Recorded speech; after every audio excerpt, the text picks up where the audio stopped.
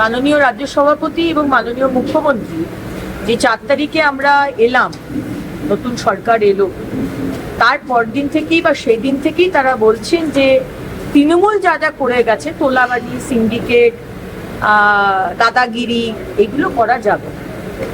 এবং যারা 4 তারিখে হয়ে গেছেন, মানে রাতারাতি যারা টিএমসি ছেড়ে বিজেপি হয়ে গেছেন, এখানে সব রং লাগিয়ে জয় শ্রীরাম পতাকা নিয়ে, তাদেরকেও কিন্তু ছাড়া হবে না।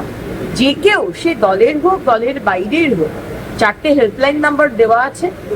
সিন্ডিকেট যে চালাচ্ছে, ঘুষ নিচ্ছে, ইলিগাল টোল ট্যাক্স চালাচ্ছে এবং স্পুরিয়াস মদের ঠেক চালাচ্ছে, তাদেরকে কিন্তু সেই বিষয়ে কোনো কিছু জানতে পারলে আমাদের অবশ্যই জানান এবং আমরা ইমিডিয়েটলি স্টেপ নেব। এর মধ্যে কয়েকটা ঘটনা আসানসোলের মধ্যেও হয়েছে। আমি যেই দেখতে পেয়েছি সামাজিক মাধ্যমে ভিডিওটা, বা আমাকে কেউ পাঠিয়েছে, আমি পুলিশকে ফোন করার আগে সিপি বলছে অলরেডি অ্যারেস্ট হয়ে গেছে। এটা কিন্তু একই পুলিশ, এই পুলিশ কিন্তু নতুন রিক্রুটমেন্ট হয়নি।